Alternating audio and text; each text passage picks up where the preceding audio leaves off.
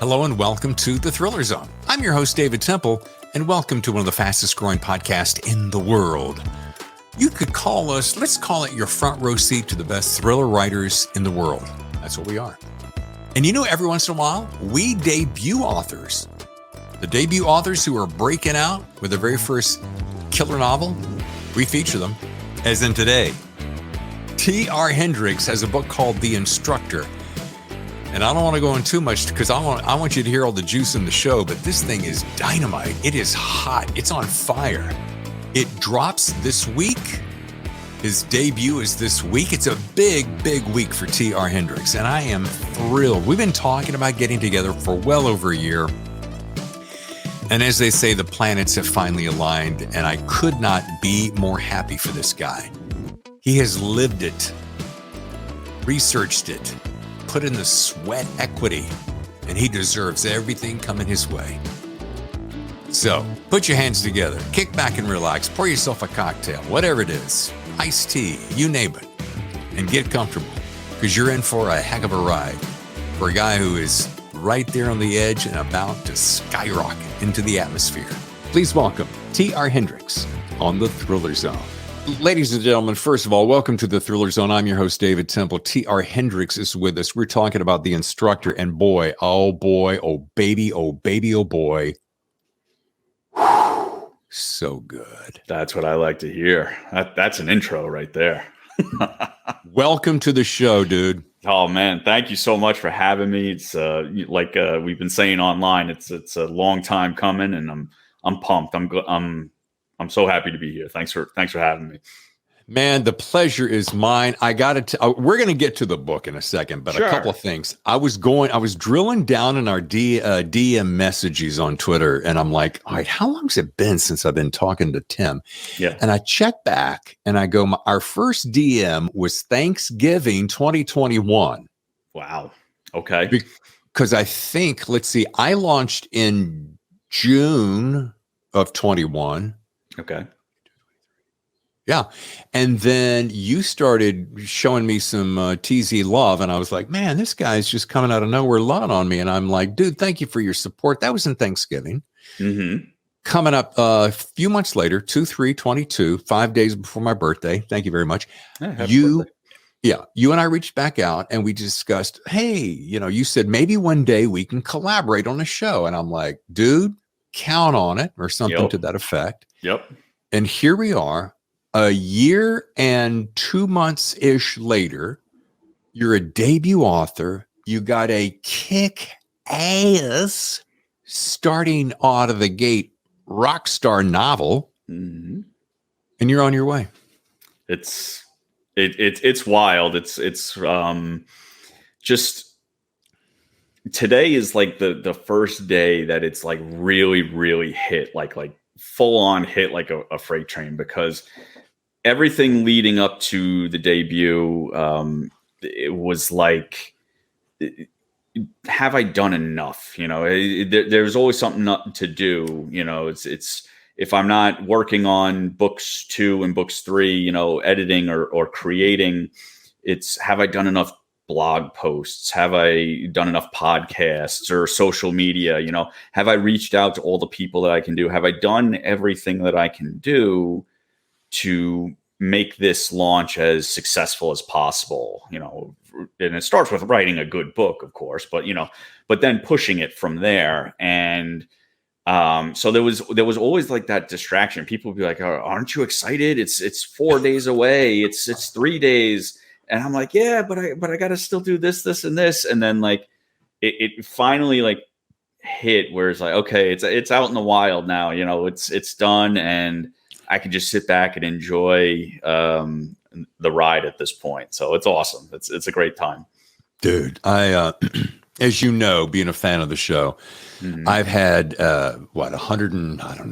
20, 30 people on, and I've had some biggies, and the biggies are as nervous as you are. The biggies are as wigged out as you are. The biggies wonder, who did I talk to the other day? And this blew me away. Bob Dugoni. Okay.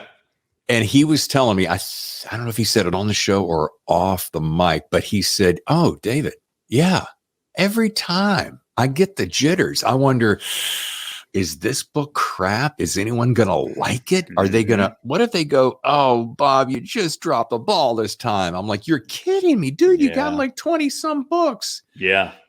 I'm That's I'm glad to hear that it's not just the rookies coming out the gate that have that feeling, because that's a little reassuring that those that are 20 books in are still getting those butterflies and jitters every time they put pen to paper, as it were. Yeah. Dude, I have to take, and may I call you dude? Sure. Call me whatever you like. It's your show. I'm just here. I'm here for the ride, baby. I got, I love, as you know, I was up at 4:50 this morning trying to finish the last of this book. And I was doing a little bit of social media posting on your behalf. I appreciate that.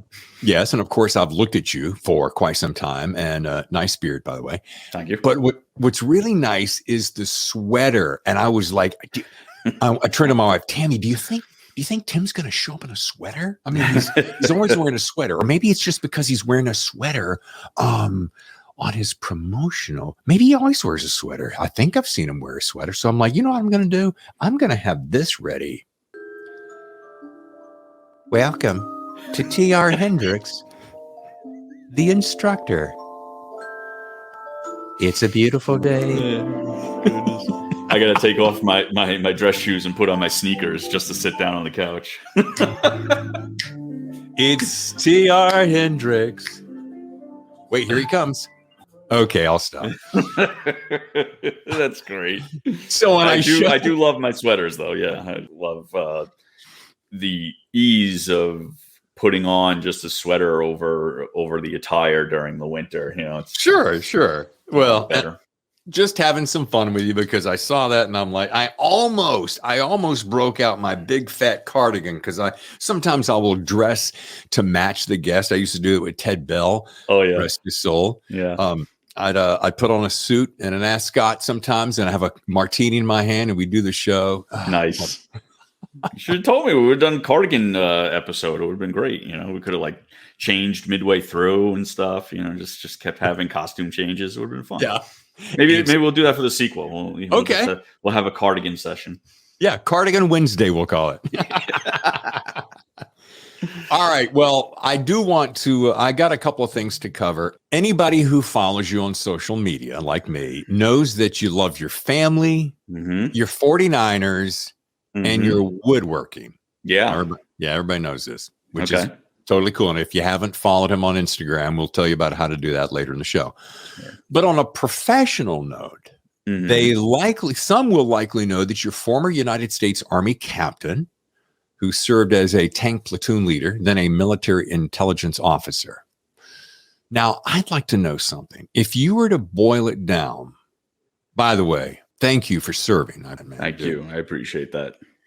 If you were to boil it down and had to list, let's say the top 3 things. I don't want to put pressure on you, but I want to get to know you in a way that I haven't gotten to know you before. So, all right, give me 3 things that you learned in the service that that you think that they can be. These are the things I learned in the service that really helped my career. These are the things in the service that helped me save my butt. And I'm kind of referring as it relates to the book. Or these are the 3 things that really, really set me on my course to becoming who I am today. Okay. That's a great question. The stuff that immediately comes to mind, a couple of, Army/military mantras. No plan survives first contact, right? It's you can draw up the greatest plan in the world. You can have everything ready to go, all the details. And then the moment hijinks ensue and stuff starts flying back and forth both ways, that plan can go out of the window, go right out the window. And you need to be adaptable. You need to be resilient. You need to be calm under pressure. It's coming from, all ranks, you want that, but particularly on the officer side, because your men are looking for you for that leadership. So, that certainly translated over into civilian life, that hey, sometimes things aren't going to go the way you think that they are because you have your plan laid out, and just because it's perfect and in your mind everything's going to go accordingly, life throws you curveballs, and you got to be able to adapt to those and move on. So that was a huge lesson, both from just the service aspect and then the deployment side. That was really a big takeaway, as I think the top one, I would have to say.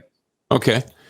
Well, now as we head toward the instructor, because I want to make sure for those folks who don't stay with me for the entire 35 to 45 minutes, that I get all the good stuff, all the juice, all the heat up front. Yeah.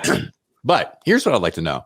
How does that past as intelligence officer inform your writing today? Because I'm telling you something, without breaking out into my review and such, it is so clear that you know what the hell you are talking about. So how does that past inform that writing? Outside of the obvious that, well, I learned this, so I wrote that in the book.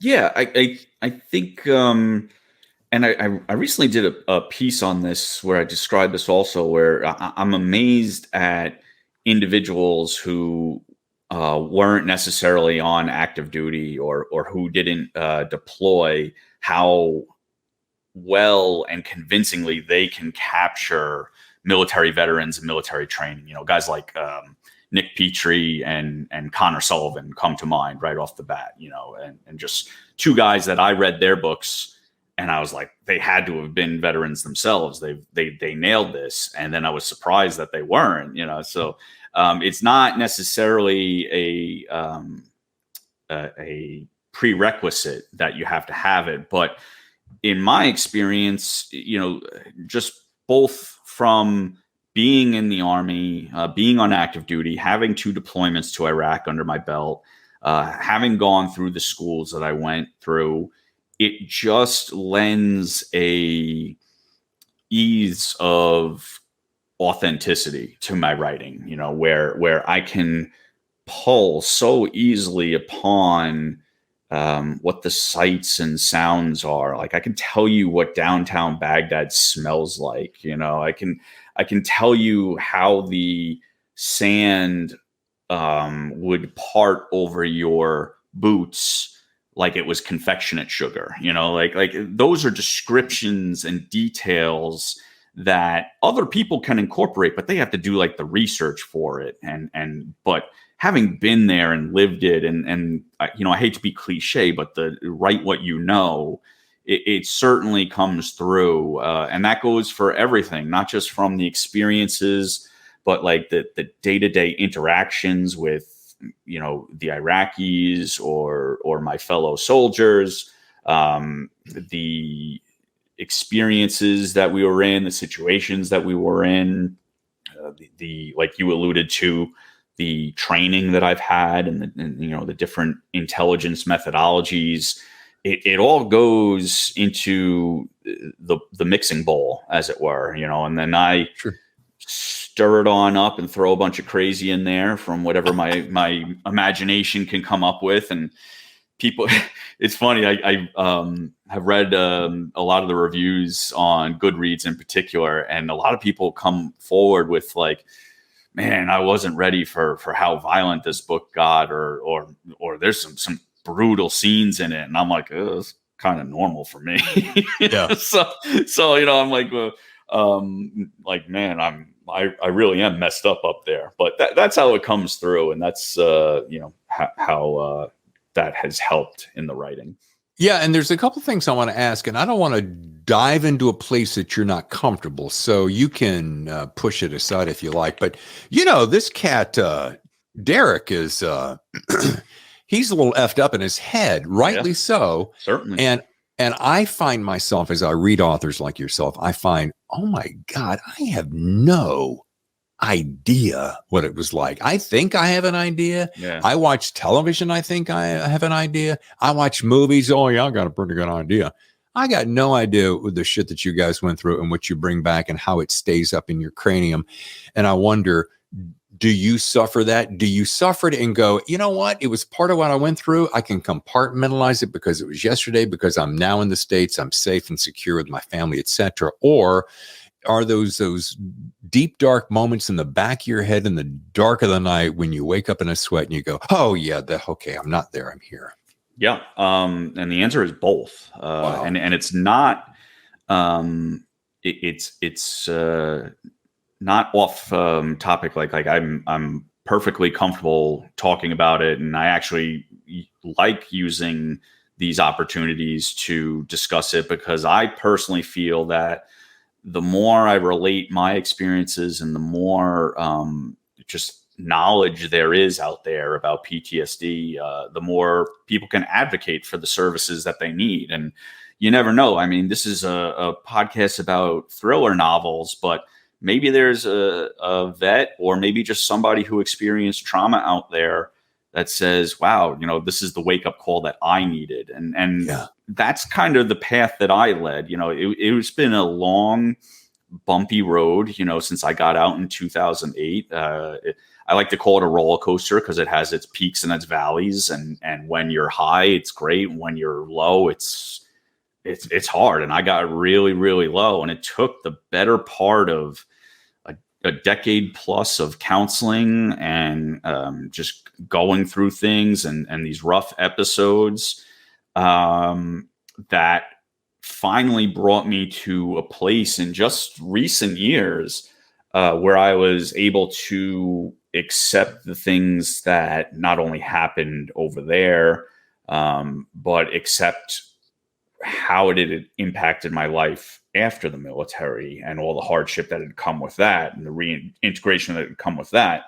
And so that puts me in a good place as we sit here now discussing about it, but it certainly wasn't without its trials and tribulations. And the writing actually was a big part of the therapeutic process for me, because like you said, jumping up in the middle of the night, screaming or crying or putting my wife at the time in a headlock, those things happen, and they happen often. And my particular symptom that was so devastating was these infinitely intricate, detailed, horrible nightmares, So I started, because I was always a decent writer, through high school and college and everything. So I started writing those nightmares down on on paper, I type them out when I'd get to work, because if I didn't, it was just living rent free in my head, Wow. So I found that if I put the nightmare onto the page, it somehow expunged that horrible experience of the Sure. night before. And I wrote some really messed up stuff. It's like your brain just it comes up with things when you're sleeping and you think your guard's down, but it's not. And that kind of I very early on, I learned okay, this is a therapeutic method for me. And then I started writing more and more short stories and manuscripts, and I would incorporate more and more of my experiences into the writing. So again, I could lend that authenticity to the characters, but also it was a healing process for me as well, to expunge that and get it out.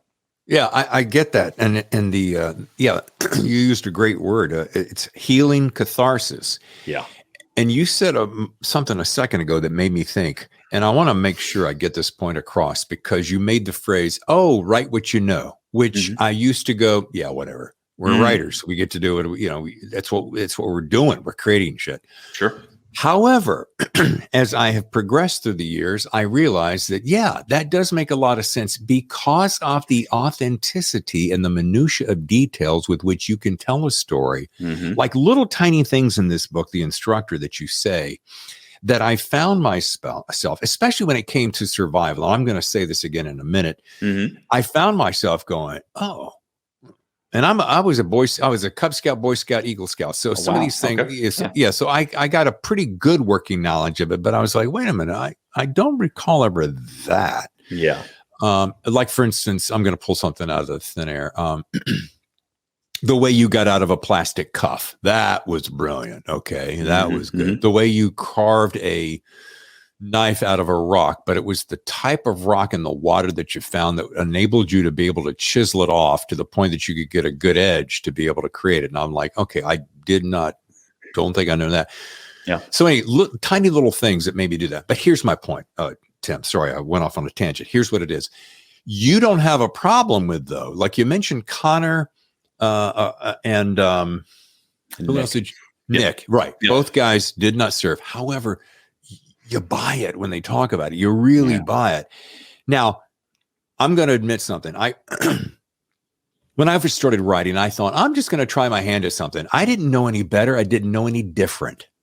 So I just made up this character and I went with it. And I did a little thing called NaNoWriMo, and I banged out 50,000 words in a month. And I'm like, okay, it's a great exercise. Now, I'm a veteran of Nano myself.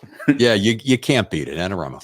So, but what I did was I wrote something that I was interested in, but I didn't have a lot of knowledge in. So I kind of faked my way through it.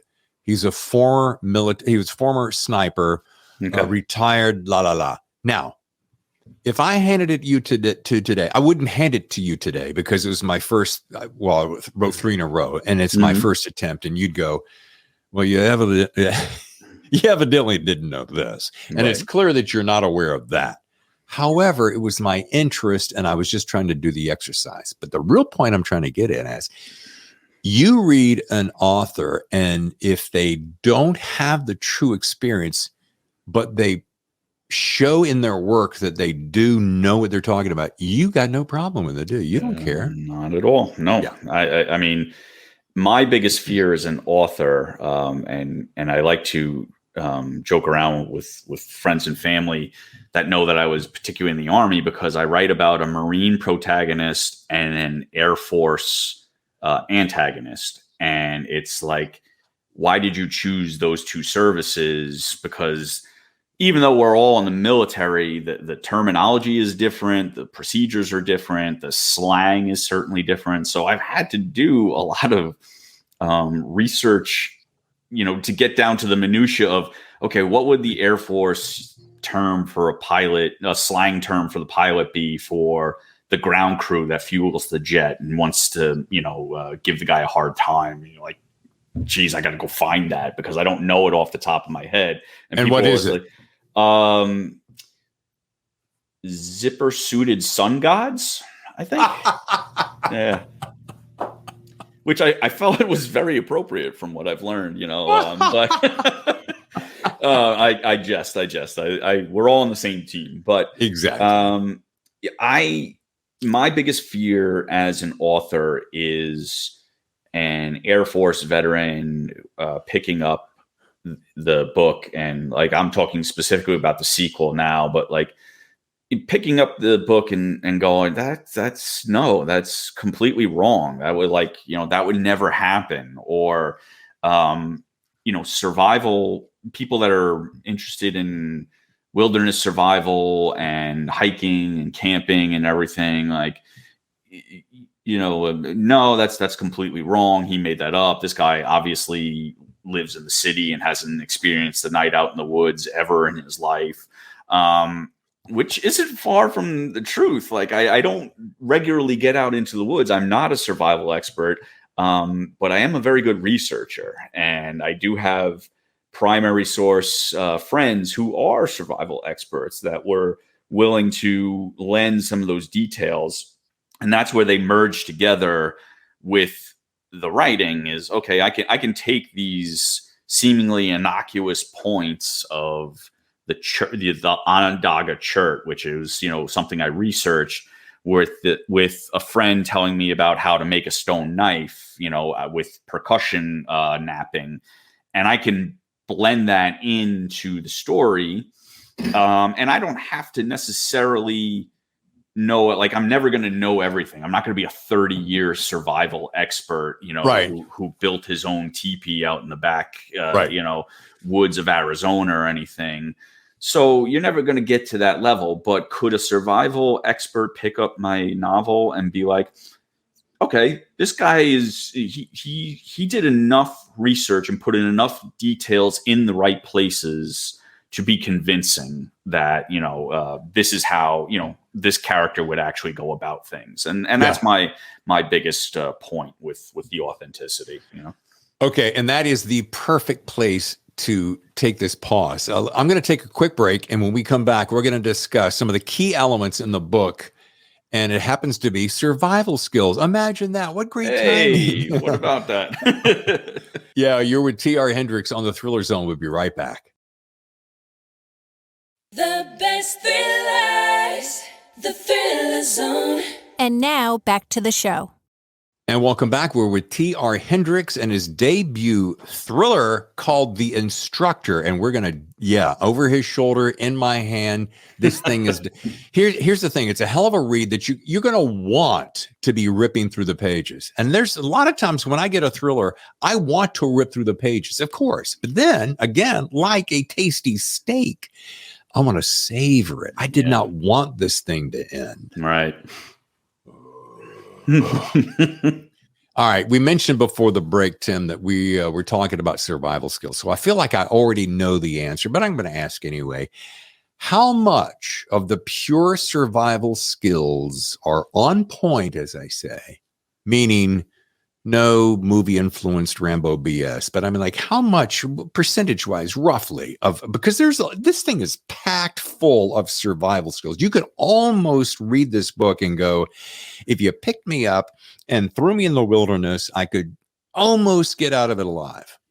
Yeah, sure. I mean, well, thank you for that. That's a compliment. Like we said earlier, that's the authenticity that I like to go for. So, and I love hearing that. I love hearing that from readers who are like, oh, I can't wait to grab my backpack and go hiking now because I read your book. I'm like, just don't go out into the woods, where they have to send search and rescue after you, because I don't want anybody putting that on me.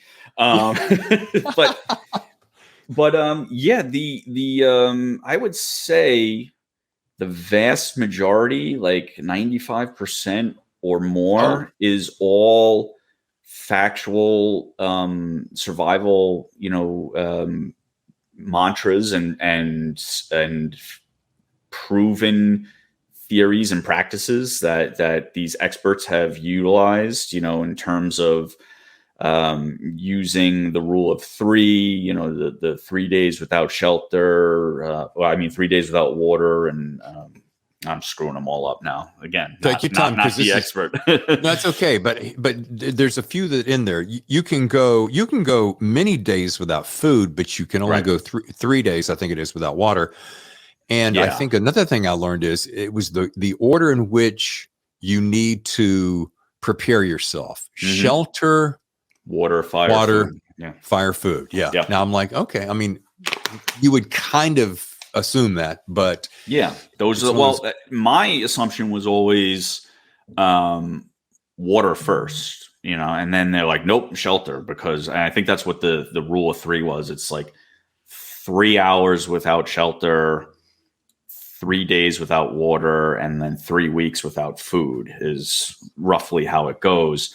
And you just don't realize how vicious exposure to the elements can be. And that's why they say, no, get your shelter built first, because sleeping out in the rain, it's a death sentence. You're done. You can go a couple days without water, so you got to work towards those. I did mesh them up a little bit. Not that the rule of three and the 4 priorities aren't established practice. They are. I just kind of mashed up how Derek himself prefers to teach them to his students, and kind of puts a couple of the priorities on an even plane. But things like using the dog bane plant, or how to scrape dry tree so that you can have tinder for your fire, how to actually do a tinder bundle and keep the bundle in your hands moving in a figure 8 so that the coal doesn't wink out while you're taking another breath off to the side, and the smoke doesn't, get in your eyes. Those were all things that were either researched or imparted on to me by a very close friend who is a survival instructor, and we would talk over these things, and had a couple of phone sessions where he would give me these tidbits and whatnot, and I would just kind of mesh them all together. If I had to pick one without spoiling anything, if I had to pick one thing that was maybe a little embellished that a real survivalist would roll their eyes at, it's probably the use of the slingshot. But I liked it, I said, and I have fun with it in the sequel. And it's, it was this interesting thing to me because there's so many, different guys have different things that are their specialties. One guy's got a ninja star or whatever. And I was just like, what's something that could be very plausible in a survival situation that really hasn't been done yet, or at least not done to my knowledge. And so I said, let's give the guy a slingshot and some ball bearings and go from there. So that was fun. It's so funny you should mention that. That's the only thing, that phrase called taking you out of the story. Yeah. So there was, that's the only time in the whole book that I went, wait a minute. Rubber tube, piece of leather, ball bear, precision. Really? Is that? And then because I used to shoot a slingshot. I had one of those as a kid. Every boy had a slingshot at one time or another. And I'm like, you gotta really, really, really practice. And I think it was the distance with which and the specificity with and the ease with which he killed that I was like, wow, he must really be good at that. Yeah, exactly. That's when you got to take with a little bit of plausible deniability. But yeah. And Tim, that's why they call it fiction. Thank you. Hello, how you doing? I mean, come on. All you slingshot experts out there, don't at me. Don't be. Oh well, your ball bearing was an eighth of a circumference larger. Like, get out of here. It's fun. It's you come stuff. over here. I'll show you some ball bearings that'll break your face. Yeah. I'll show you what we can do with that rubber tube. Yeah, come over here. Show me the soles of your feet. All right. Well, I'm gonna wrap that little piece by going, I liked the details. I can suspend my belief. It doesn't matter. It's an escape from the ordinary life. That's why we read. That's why we read. That's why we write. Yeah. Now, in fact, I'm going to tell you something. This is really interesting. And this popped into my head about halfway through the book. For some reason, and I'm going to sound like Captain Obvious, so that's okay. All right. But I'm surprised it took me this long to come to this full realization. But while reading the book, I came to really appreciate, like in a new way, exactly why I and other readers like me so thoroughly enjoy reading the type of military thrillers that you and Don Bentley and Jack Carr and Brad Taylor and Andrews and Wilson, to name just the few that pop off the top of my head and who've been on the show, minus Jack Carr because he can't get on the show just yet. But all of that is because we wish, and this is what it is. And I'm like, how did it take me so friggin' long to realize this? It's because we wish we could have experienced what you did. In some form or fashion. Okay. I know you were in the shit and I know it was hot and hairy in a lot of different ways, but in some form or fashion, here's the key. And it's going to sound a little over the top, but I mean it. We want to be heroes just like you guys were. And I deeply appreciate that sentiment and I think it's great. I wrestle with being labeled as a hero. I think I served my country. It was something I wanted to do since I was a boy. It was a life goal. And while I experienced some of the more extreme and unsavory portions of service, namely things blowing up and people shooting at you. There's always somebody that's experienced more and has experienced greater hardship and have done the truly heroic things. The ones who sacrifice themselves for their brothers and sisters in arms. The ones that jumped on the grenade or ran into a burning vehicle and pulled their buddy out. Medal of Honor winners. Like those are the true heroes. I did my part, and I appreciate that. But yeah, that's kind of how I view it. And I get it. And I get that. And look, I didn't want to get heavy handed on that. And I realize I completely relate to what you're saying. And I'm not talking about the hero on the pedestal. I'm talking about, dude, literally the fact that you showed up.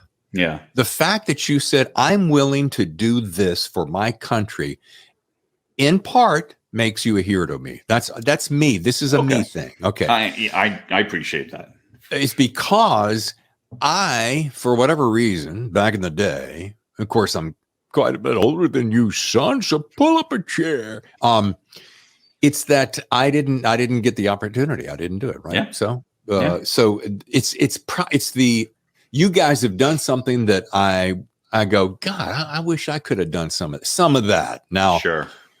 My stepson is in the Army. He's up in Fairbanks, Alaska right now, and he's taking care of business. Yeah, and I respect the hell out of that kid. And he was one of those guys that played in the dirt and played Army with his buddies, and that's all he ever wanted to do way, way, way, way back. And he's living it today, and I couldn't be more proud. And so, Jake, to you, wherever you are, take care. Anyway, I just want to say that that's cool. Now, I got to get to what I love about the Instructor. Okay. And if you've been listening to the show as long as you have, and my friends who listen, I can be a little bit hyperbolic, maybe, because I get excited about shit. Okay, I get to do what I do best, which is talk to people and entertain and educate. And I love to read. But I got to tell you something. I'm going to dive down on this thing, and you don't fluff this off, because I mean every word I'm saying. I don't just like blow hot air up your skirt to make you, he liked me. Yeah, not about that. So here's a few things I like. Number one, strong open. First line, everything capable of combustion has an ignition point.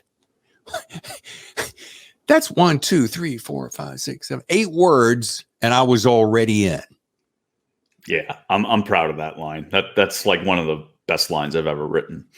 Dude, that opened the door, and I shit you not. I went, okay, I'm in.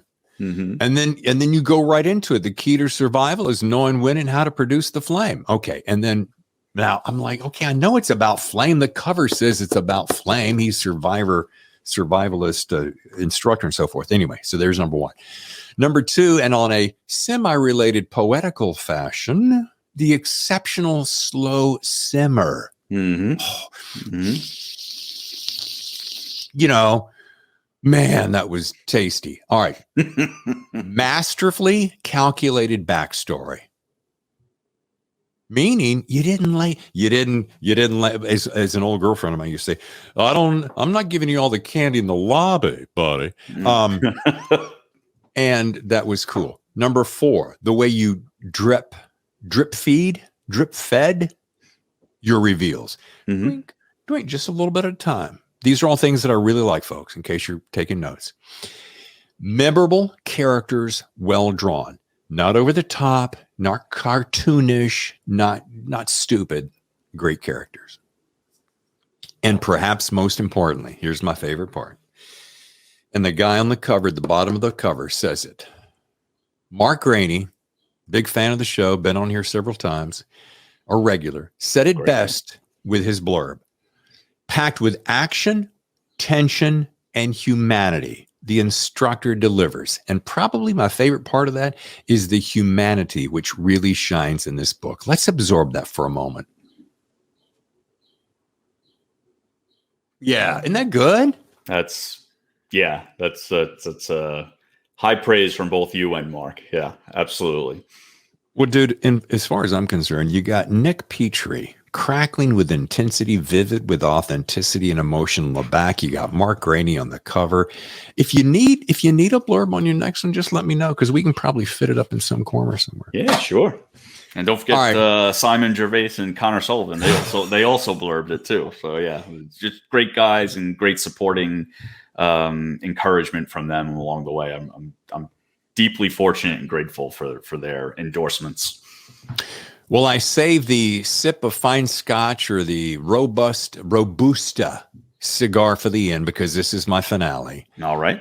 And I think the best compliment I can pay you, and I don't think I exaggerate very often on the show, maybe not too much, but it takes away nothing from the masterfully talented, superbly gracious man, Lee Child. But I think Derek Harrington is the next new Jack Reacher. Wow.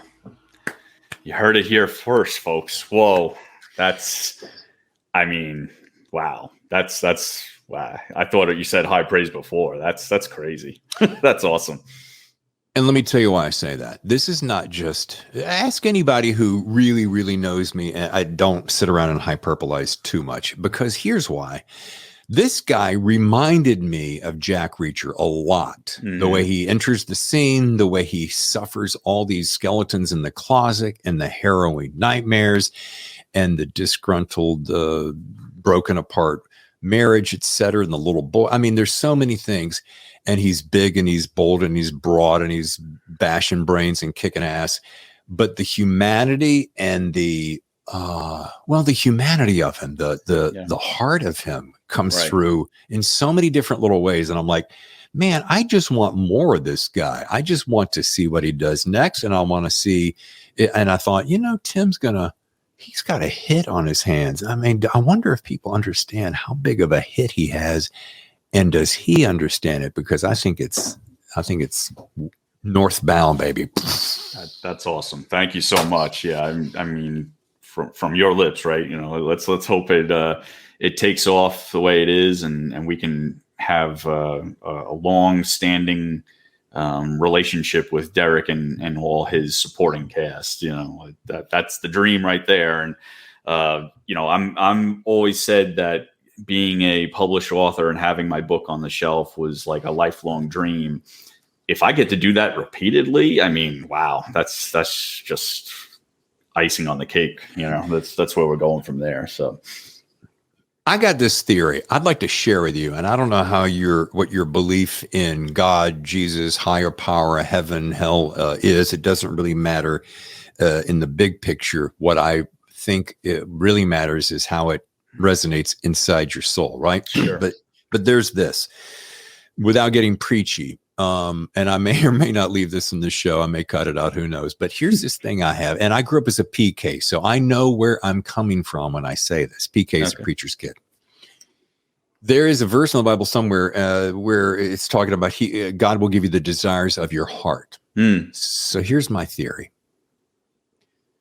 I don't believe that a higher power, we'll use that, God, universe, will embellish you with a certain myriad of beliefs and or passions, and then develop in you and allow you to develop yourself, because you are God in and of yourself, to develop those talents, rise to the occasion, want to perpetuate it, and then go, oh yeah, about all that dream stuff. Yeah, no, you're not going to actually get it. Psych. Right. Yeah. I don't think that happens. I think if that is your desire and it's woven into who you are, and that's your path, you're going to get it. Yeah.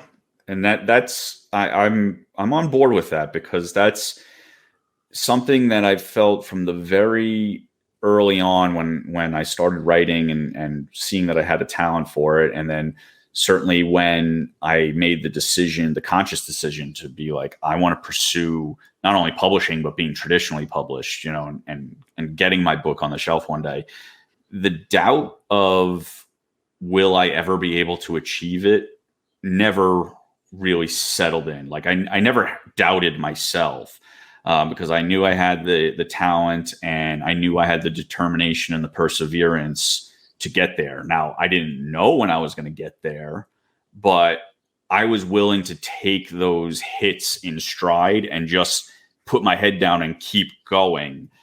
So that's kind of the biggest advice I have for other writers out there with the same dream is don't quit. Just believe in what you have, believe in what you're doing. You know, you have to put the work in. Talent only gets you so far. You know, it's like the NFL draft. It's you know, there's the guy that can run the 4.1 40, but you know, the guy that outworks him runs a 4 flat.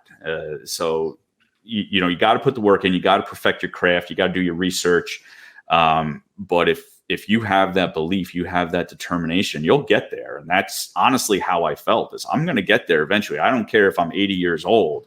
Eventually, my book will be on that shelf because it feels preordained to me. You know, there's no doubt in my mind that I'll achieve that goal. I just got to put the work in to get there. Bam. Boom.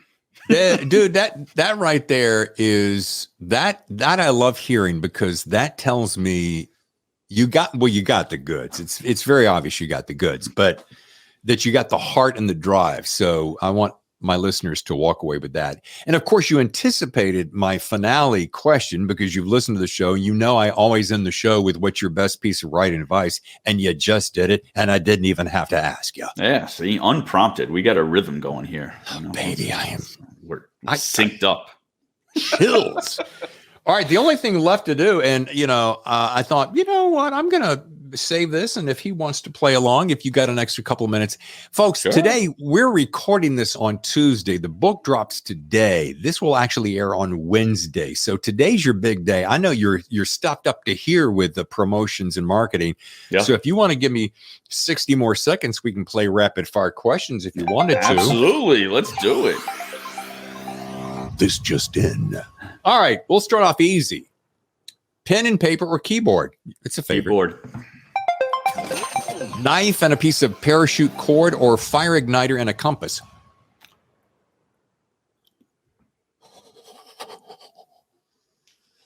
Let's go with knife. That was a tough one. I'm good for that. Yeah. All right. I'm going to dig a little deeper, Mr. Survivalist. You suddenly find yourself in the wilderness. You have shirts, pants, socks, and boots. Way good.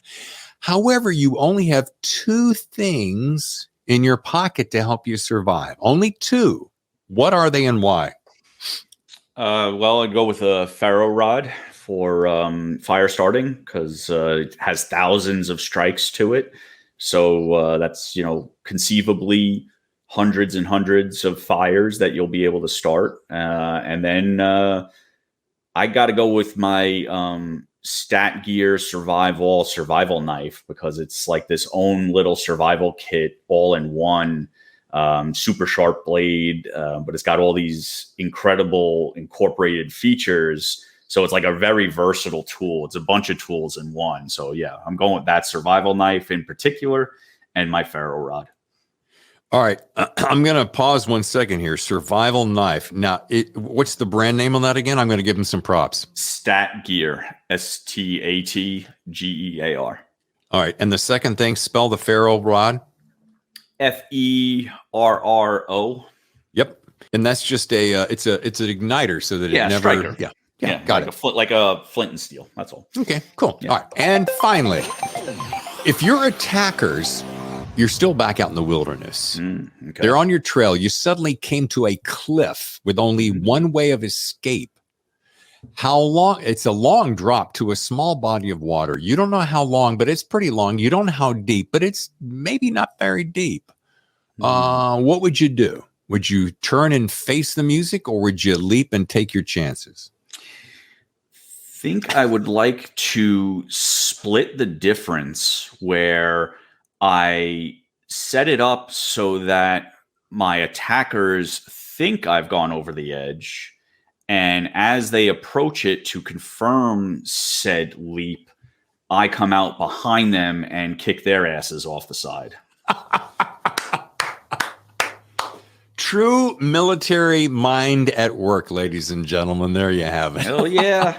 We're not going out without a fight. Yeah. All right, folks. To learn more, visit trhendricksauthor.com, sponsored by Author Bites. And follow him on Twitter at @TR_Hendricks. Tim, this has been dadgum good. Yeah, it's awesome. Awesome episode. Great stuff. I hope and I wish for you. I don't hope because hope implies I'm not really sure. I wish for you because I know huge success. You're right here on the precipice, buddy, right on the edge. I promise you. Thank you. I appreciate it. I appreciate all the support. I appreciate all the shout outs and encouragement on the socials. And I can't wait to do this again. Let's come back in a year when the sequel hits. Well, speaking of which, there, little Mr. Literary Agent represented guy. When do you anticipate? I know you're working on the next one already. Do you have a title? Are you talking about it yet? If you're not, it's totally cool. Yeah, the sequel is finished. It's slated for this time next year, April 2024. It's finished in the sense that I've completed several rounds of revisions and turned it into my editor, Robert Davis at Forge. And he has it now, and he's going through his magic that he does. So I'm waiting on getting that back and getting his letter and notes and going back into the process. But in terms of a complete manuscript, yeah, I've already put the 100K words together for the sequel. And it's slated, like I said, April 2024. The tentative title, because it hasn't been approved per se yet, but I've named it The Infiltrator. So we shall see if that gets approved. I haven't heard any detractors, from it, except I think Brad Taylor had a book under the same title, which I didn't know until after I had written it, but whatever, right. It's fine. Yeah. Different authors can use the same title. Dude, look at this. We got out in exactly an hour. Outstanding. Huge day for you. So happy for you. Thank you. Thank you so much. How about that? How good, right? Don't you feel yourself just excited for T.R. Hendricks, Tim, we like to call him? And this book, The Instructor, dynamite, just solid. You'll walk away going, you'll be halfway through. You'll be a third of the way through going, this is no way this is his breakout novel. But it is. And I loved it. I just can't say enough about it. Anyway, I'm your host, David Temple. I'll see you next time for another edition of The Thriller Zone.